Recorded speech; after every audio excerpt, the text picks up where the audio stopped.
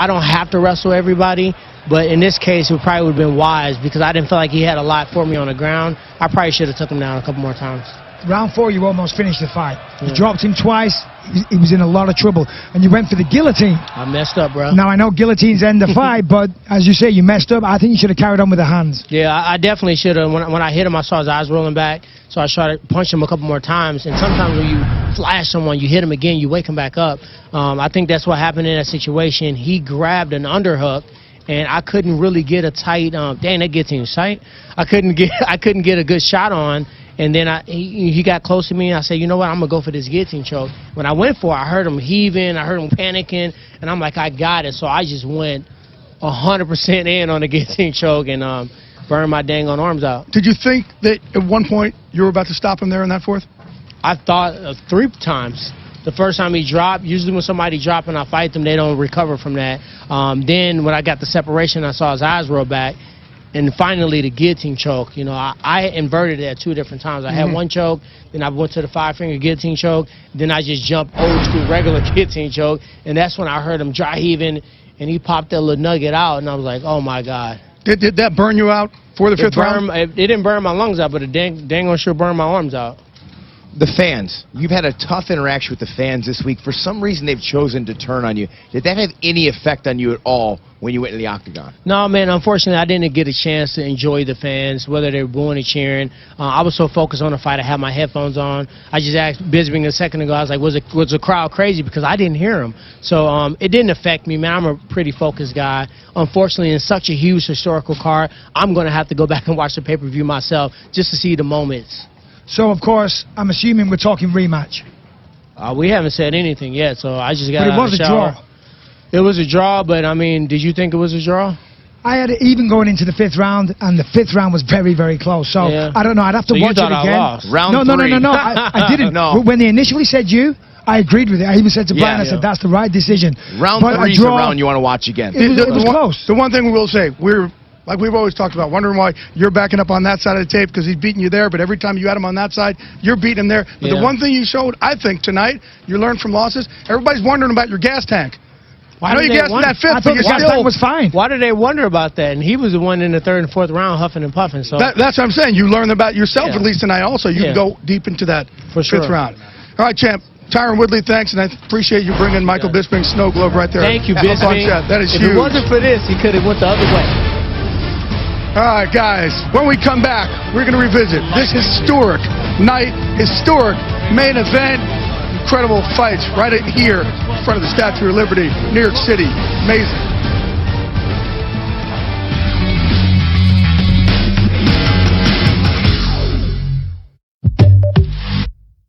Two teams with big ambitions. This one's never for the faint-hearted, is it? One city with big expectations. Oh, what a goal that is! That's a fantastic goal for West Ham! Tottenham v West Ham, live and exclusive to BT Sport.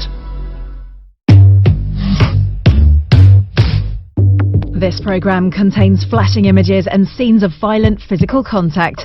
Viewer discretion is advised.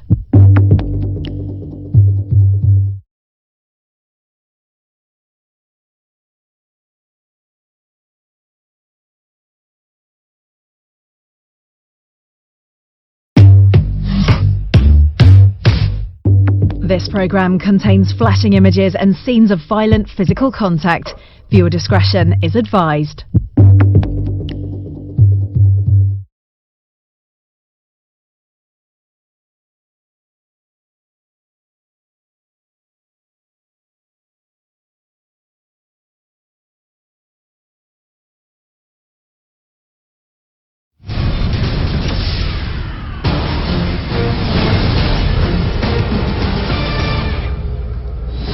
There were so many significant things that happened in tonight's card, and one of them started with the first fight here on our pay-per-view. Miesha Tate took on Raquel Pennington. Take us through the highlight. Yeah, the former Strikeforce champion, the former UFC bantamweight champion, went up against Raquel Pennington, and it just wasn't her night, to be honest. We see Raquel here, had the guillotine, and Miesha did a fantastic job of escaping. She got the takedown, but really, the story of the night was Raquel too good on the feet. The jab was working wonders all night long, and she was just kind of taking over. Yeah, she was really slick with her jab tonight. We've seen some real growth from Raquel Pennington. Her ground game, her ability to get back up, strategy. Misha seemed to step behind, and not surprising that obviously what she said at the end of the fight. Well, actually, what you're talking about right now, I want to show the fans why this was so significant. Let's take a listen to Misha Tate's interview after the fight. I'm announcing my retirement, you guys. I love you all so much. I've been doing this for over a decade. Thank you so much for being here. I love this sport forever, but it's not my time anymore. It's the future's time. Is this something that you had thought about before this fight, or is this because of the result? It's because of the result. I had a lot more to give, but I couldn't pull it out of myself. You know, it's been a long time, taking a lot of punishment. I still love this sport. I love you guys so much. Thank you, but this is it for me. And again, this is still a very young sport. You see 25 fights right there. Misha Tate, you know, it was like yesterday. She just came in here, won that, like you said, Strikeforce title, won the UFC championship, and already retired. But she has been fighting for a long time, and I think she made the right decision. You know, if you feel like it's a little too early to be retiring, that's, in my opinion, it's a good idea. I mean, that's when I ended up retiring. Misha accomplished a whole lot. Yep. She was one of the premier pioneers of women's MMA. She's done so much. She's had some amazing battles in that octagon as well. One of the things she was known for, which is one of the best character traits to have, is her heart, right? She was never out of a fight. Against Julie Kedzie, she came back. Kat Zingano, she continually came back. Holly Holm, the fight was all but lost, but she still believed and became champion. Hell of a career. And what else does she have left to prove? I mean, as you said, Strikeforce champion, UFC champion. There's nothing else to prove. She was one of the pioneers. She helped put women's mixed martial arts on the map and where it is today. Of course, she'll always be remembered for her wars with Ronda Rousey, the rival with Ronda Rousey, should I say. But an amazing career, and I wish you all the best in retirement, Misha. Here again, Misha Tate here. Do you think it was emotion, or do we really think that we've seen the last of Misha Tate? You know, I think she's done. We knew that she was dealing with a lot of different things. You know, I think there were some risks between her long-term boyfriend. She trained in Thailand for a portion of this fight as well.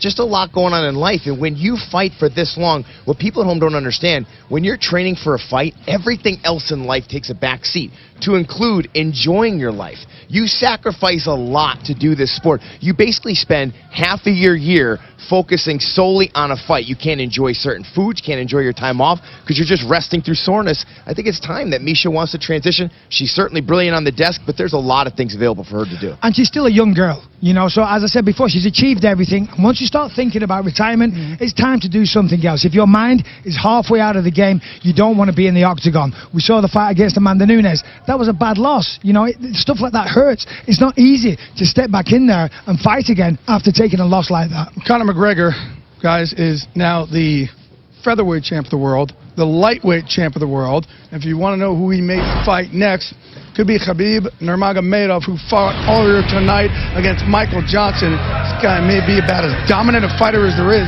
in this sport. When the UFC calls you asking you to fight this kid, Khabib Nurmagomedov, you tell him, hey, forget my number, all right? Early on the first round, it looked like he was in trouble. He was very hittable. He didn't move his head at all, but once this fight hit the floor, his ability to grapple, pass the guard, get to a dominant position, and just unload is fantastic. Not many people could control you on the ground with just one arm and wind up and land ground and pound like this. It's very rare. Here he gets the submission and excellent stoppage. You don't see a tap because Michael Johnson's shoulder's about to pop out and his other arm is behind him. He can't. There you see it against the thigh. Nicely done, and Big John all over. But this was a very dominant performance by the most dominant guy in the lightweight division. And in that first round, Johnson looked fantastic. He was really connecting with that left hand over and over and over again. And we were saying, watching, we were like, wow, is this really happening? Is Michael Johnson going to be the one to take that all away from Khabib Nurmagomedov? Of course, Khabib showed why he is so dominant, why he's 23-0, undefeated, and fought to the best of his ability, took him down and looked outstanding. You can be sure those early left hands brought a smile to Conor McGregor's face. And this is the guy who fights next. But I'll tell you right now, Khabib Nurmagomedov had another level in terms of the blending of your striking with takedown attempts. The ability to immediately, once you take someone down, he's immediately thinking about passing to a dominant position where he can land effective strikes. That's the difference of someone who grew up for $99 a month. Visit EA.com/EA Access for details. You wear a gi top, but they blend everything together. Here in America, we replace it. We start with Brazilian Jiu-Jitsu and some Muay you train everything broken up, so it takes longer. The celebration is well underway. Lethal left hand. Round one. That makes Conor McGregor.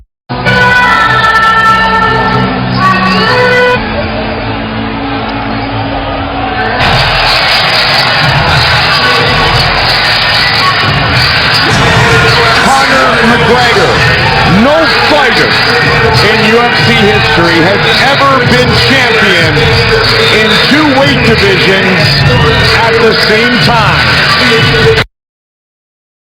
That title yet. There's so many things going on. But all that would be nonsense if you couldn't knock people dead with one shot. You can. All it took to take out Jose Alvarez. But what's interesting is we're at UFC 206 and he hasn't defended that title yet. That makes a lot of featherweights very upset. He's as notorious as undeniably the biggest star the in Ireland, Conor McGregor.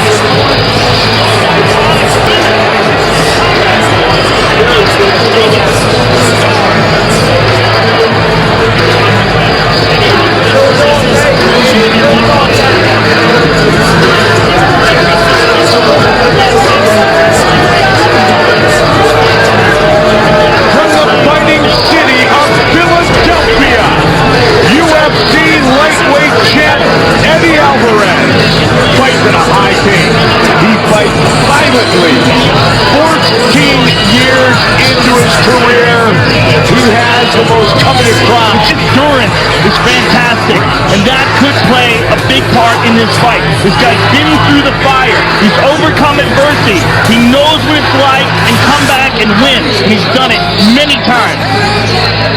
Eddie Alvarez is a warrior. And this is a very, very interesting matchup that we're about to see. 4 titles outside of the UFC. He is the reigning, defending lightweight champion. Set to face Conor McGregor here tonight.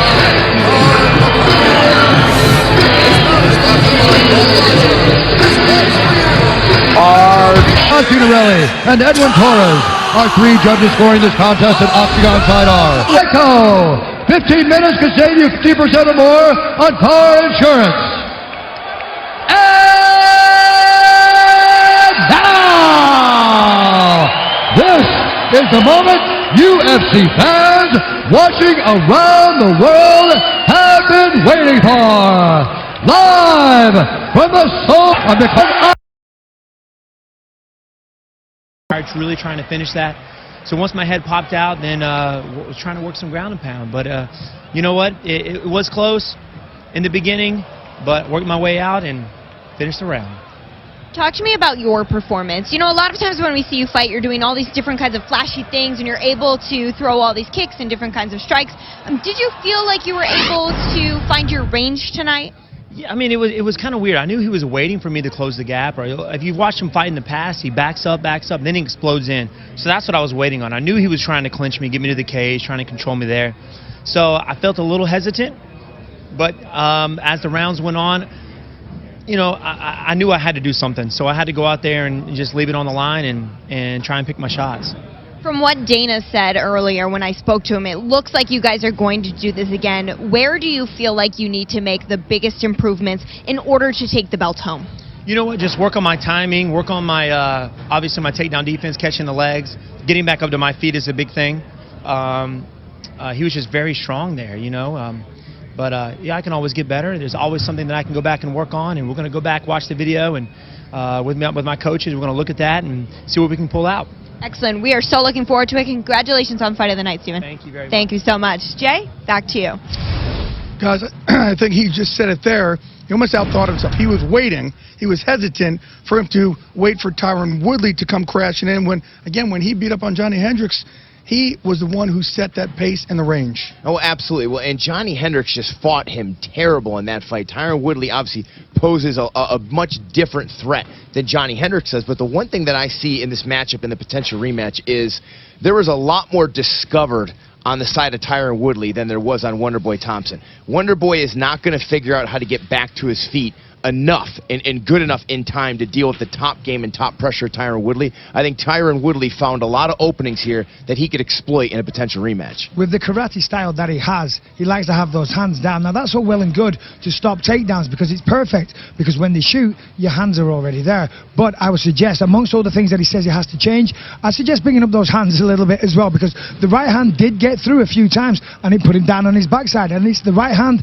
that won Tyron Woodley that belt. So work on getting back to your feet, work on your wrestling, your jiu-jitsu, all that, but let's see those hands up. Yeah, and especially if he gets Tyron's back to that fence, instead of, once he feints a little bit, he's got to throw more. Just a little bit more offense, I think, could have potentially gotten a win, or he may have hurt Tyron Woodley as well. Look, there were moments where we thought, is Tyron going to get rocked here? It never materialized. Hey, you know what? You guys could learn a thing or two here from Wonderboy. The guy's never upset, ever. He's always happy. It's amazing.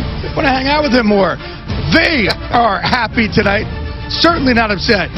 Irish fans all over the street here in New York City. They got a lot to celebrate. That's because their guy Conor McGregor took home the gold in the lightweight division tonight.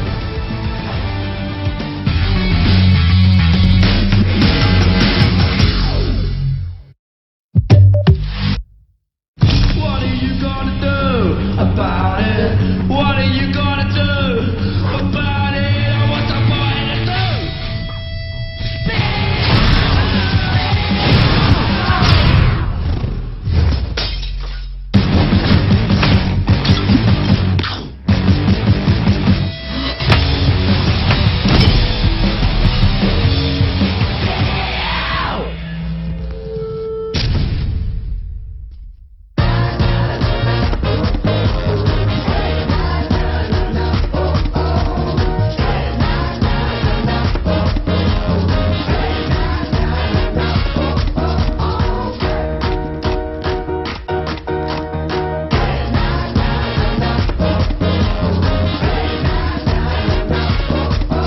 Who will you choose for Action Woman of the Year 2016? To vote, go to btsport.com/actionwoman2016. Two teams with big ambitions. This one's never for the faint-hearted, is it? No, this is a cracker. One city with big expectations. Normally ferocious London grudge match. It's time the Hammers unleash their potential. That's a fantastic goal for West Ham. But try getting past this guy. It's a fantastic save from Hugo Lloris. Oh, what a goal that is! Tottenham v West Ham. Next Sat at 5. Live and exclusive to BT Sport. This programme contains flashing images and scenes of violent physical contact. Viewer discretion is advised.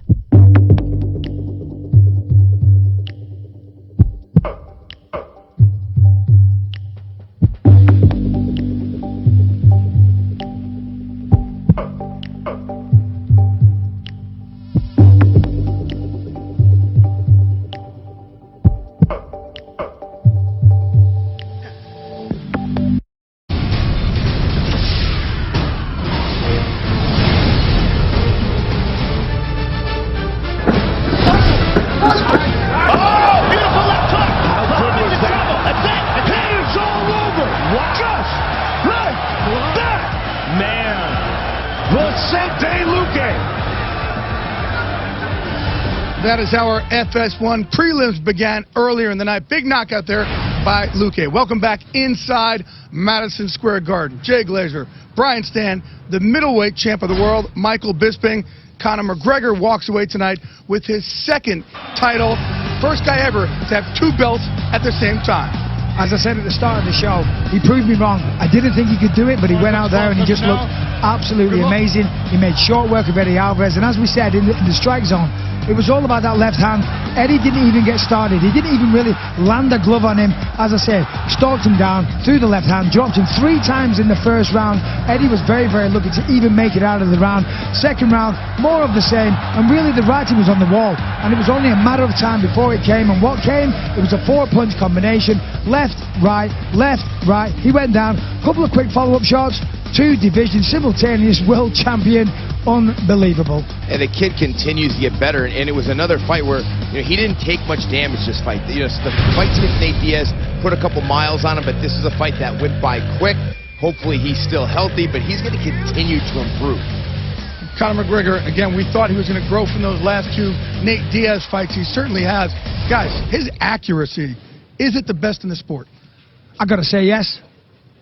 I got to say, you can't argue with it. I mean, look at it. Every shot that he throws lands and pretty much puts people on their backsides. You can't argue with that. And a big part of being accurate is also the timing, right? When he chooses, his ability to see the openings. He baits you in. He was waiting on Eddie Alvarez to throw that right hand. And when Eddie stepped forward to throw the right hand, Conor just lets it come, and he throws that left right over it. He's accurate, his timing is outstanding, and it makes up for the fact he's not slow, he's not a super fast guy, but he makes up for all of that with brilliant timing. And the calmness, the absolute calmness and confidence that he has when he walks out there. He believes everything that he says. Of course, what he says sells a fight and sounds really, really good, but he truly believes he is the best in the world, and he's shown it at 145 and at 155. And it comes from the work he puts in. When he tells people he puts the work in the gym, his training is extremely detailed. His conversations and sessions where he just talks about strategy of a fight. He's a very disciplined and poised fighter that when he knows this is what I'm out there to go do, this is the game plan, he follows it very well. It's amazing, though. He's almost the exact opposite inside the octagon as he is outside the octagon. Because outside, he's he's just nonstop. There's a bedlam and there's a circus, and in there, man, he may be the calmest guy there. But that's combat sports. I mean, this kid has read the book. He knows the history. He knows what sells. He came here to win belts, but he also came here to make money. To make money, you got to get people's attention. So he makes everything he takes part of, whether it's a press conference, a weigh-in, he makes it an event, and he builds up this platform that now becomes very difficult, very stressful, very mentally challenging for his opponents to now go from their normal fights to now fighting him in these huge events. And it's very impressive that he knows this at such a young age, because he's still relatively young. I think he's 27.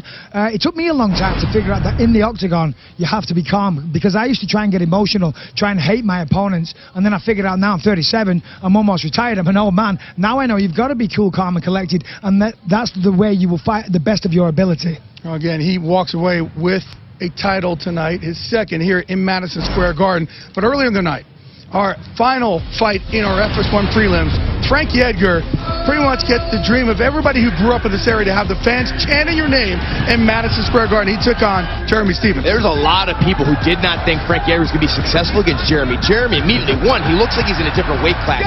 But Frankie's persistence, his quickness, it got him in, got him out. He landed some good takedowns. But here, the double kick nearly finished him. Again, how Frankie survives. He's known for his toughness in his heart. He would come back. He would get him back down on the ground. He would put everything together to get another victory. He goes for the guillotine here. He wouldn't get it. Jeremy Stephens would hold on. But an exceptional fight. And Jeremy Stephens really started to come on as he got the timing of Frankie Edgar. But where Frankie Edgar really got it done was the grappling. When he was able to get Jeremy down and hold him down, he was absolutely the better grappler. Passing guard, getting to dominant positions, avoiding the Kimura here that Jeremy Stephens came close with here. Give him some credit. He's certainly growing in that area as well. But Frankie's ability to integrate all of his skills and be very quick in this weight class prevailed.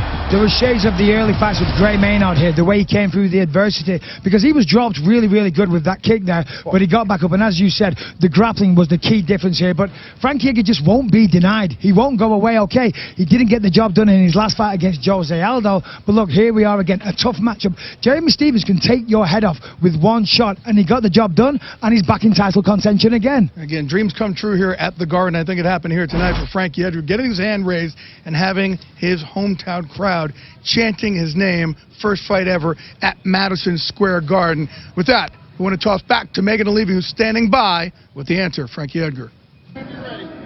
Thank you so much, Jay. Frankie, you got it done tonight against a very tough Jeremy Stephens. What do you feel like gave you the biggest advantage tonight? Was it your speed and your grappling? Yeah, I think I just, I was a little more well-rounded in there. Jeremy's a tough dude, hits hard, he's a big guy. Definitely had the size advantage, maybe the power advantage, but I fought to my abilities. What kind of danger were you in that second round? Yeah, he rung my bell, caught me with a kick, and I kept my composure. Good thing is I've been there. I definitely wasn't as rocked as I've been in the past, so I came to rather quickly and was able to get it done.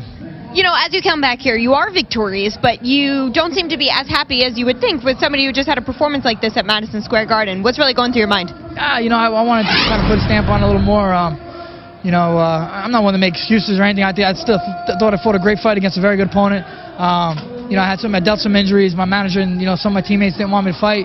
I had tore my MCL a little bit. Not crazy, but and then I had to get epidural for my back. 3 weeks of camp, I really was on the shelf. But I told them no matter what, if I had to crawl in there, I'm fighting here. Yeah, and you got it done here at Madison Square Garden. I know this has been a dream for a long time. Where do you go from here? I don't know. I'd love to come back in February and fight. I was a little hyped up in there. Now I got to see how my face. I'm looking at the camera right now, and it doesn't look too pretty. So we'll see how we bounce back. I'd love to fight home again. I'm sure there are tons of friends and family in the audience who would like to see you now. Congratulations on a big performance tonight, Frankie. Thanks. Jay, back to you.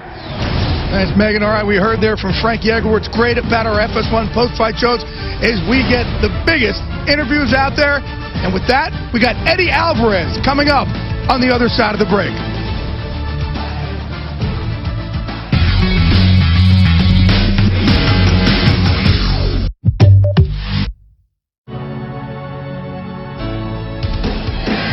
When it comes to sport, every detail matters. And this November, we're bringing you more 4K than ever before. More drama. More passion. More reaction. More detail. More in 4K UHD. BT Sport, the home of 4K ultra high definition.